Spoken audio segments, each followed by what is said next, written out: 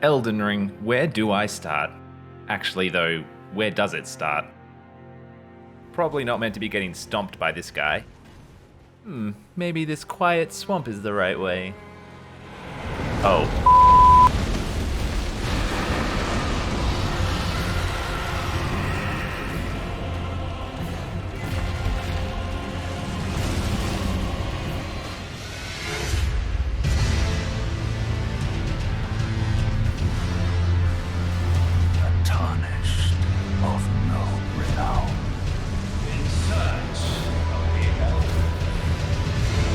Rise now, ye tarnished, ye dead, yet live.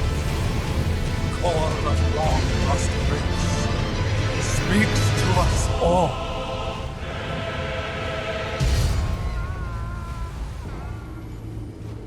Elden Ring is the latest game to emerge from the beloved Souls lineage of RPGs. It's dark, brutal, and has a seemingly endless variety of nightmare fuel out to kill you. The basics are like every Souls game. Kill monsters, get souls. Get killed, lose souls. Get souls back. Level up with souls. Get to the next checkpoint, find a boss, get destroyed by the boss all day. Wake up the next day and somehow beat the boss on your first try. Now you're obsessed. Even the combat is essentially unchanged. You have your traditional melee, ranged, and magic options to choose from. And fights are still all about learning attack patterns, good timing, and dodge rolling like mad. The Souls online staples all return too, with messages, ghosts, and of course, summons and invasions. Having said all that, there is a massive laundry list of tweaks and differences which Souls-like fans will note. Most notably for me were the weapon skills. Using things called Ashes of War, you can now give standard weapons a special skill, like a powerful attack or even a spell, which I thought was a great way to get non-magic users in on the spell slinging. These also let you alter your weapon's damage type as much as you like too. Meanwhile, unique weapons have their own unique skills, which are always fun to try out. You can also now find a special flask that lets you mix your own power-ups. And you can often summon spirits for a bit of help. But really the biggest change is the horse. Well, actually, the biggest change is the fact that it's an open world game, which is why you need the horse in the first place. And what an open world it is. It's a world that manages to be both vast and claustrophobic. It's at times beautiful, but often the stuff of nightmares. It's a wonderfully lonely and quiet world where your character does not utter a word or give any prompts. It's a world that does not hold your hand. It gives you the faintest clue for where to go and leaves you to figure the rest out. But somehow it just all works so well, I think because it plays on our sense of curiosity and adventure. I mean, if you put a giant mysterious castle off in the distance, of course I'm going to try and get into it. And it also works because it's just brilliantly laid out. It does such a great job of naturally drawing you from one landmark to the next.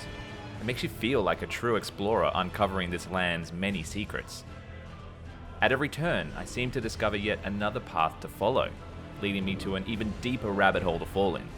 It's almost overwhelming at times. I mean, I thought this was just going to be a small room, not some entrance into an entire underground world. It has a sense of scale that often left me floored, and the creativity and design of it all is dark fantasy perfection. But there were definitely times I felt like I was just spinning my wheels, going the wrong way, and I did end up looking up a guide every now and then for some help. If you get stuck, or if you're new to this kind of game, don't feel bad if you need a bit more guidance than you get. While I think that could easily be seen as straight up bad design, it ends up becoming part of the charm. The first hours feel almost like a horror game.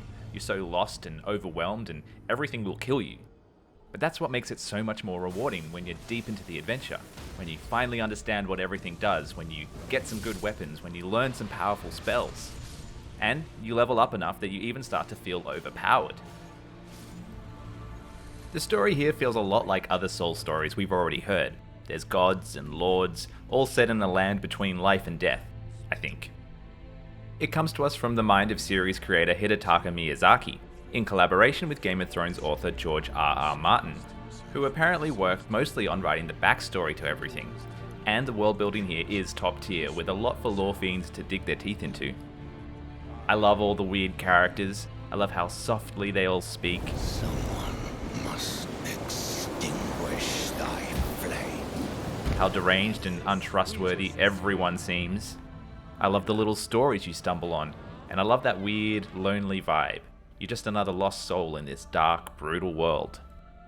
Its lore, like its combat, is going to reward those who take the time to piece it all together and soak it all in. These kind of games admittedly aren't for everybody, and the total lack of any difficulty or accessibility options will be deal breakers for many. Personally, I love Souls games, and appreciate their very specific and brutal design choices. And I do think there's a world where they can be made accessible and not compromise on their core get good experience, and Elden Ring does take some small steps in that direction. For starters, checkpoints are more numerous, and there's even mini checkpoints conveniently placed outside most boss fights. Your trusty steed gives you speedy movement in fights and a quick way to bail out of them. The open world lets you pick and choose where you want to bang your head against next. There's more opportunity to use stealth to get an upper hand. Summonable creatures can provide very welcome distractions. And dying no longer cuts your health in half. But don't get it twisted, this is still a very challenging game. But it is absolutely a challenge worth rising to. There really is something special about Souls games. They're games that are greater than the sum of their often obscure and arguably janky parts. There's something about the vibe of them. They can get their hooks in deep and they end up not only living rent-free in my head, but they buy up the entire building and kick everyone else out. Elden Ring is the culmination of the decade plus of experience From Software has spent making these kind of games. It's all been distilled into the best and most expansive adventure yet. It's a true modern masterpiece of gaming. It marches to its own bonkers beat and respects the player enough to let us make our own mistakes and forge our own adventure in a world that is somehow both familiar and unlike anything else out there. Even if you've slept on Souls games till now, this will open up a world of hurt you'll soon find you don't want to live without. Must play. I, on the other hand, am nothing but a crock. One hit was all it took to crack me, and for my insides to come spilling out. After that, I hid like a coward.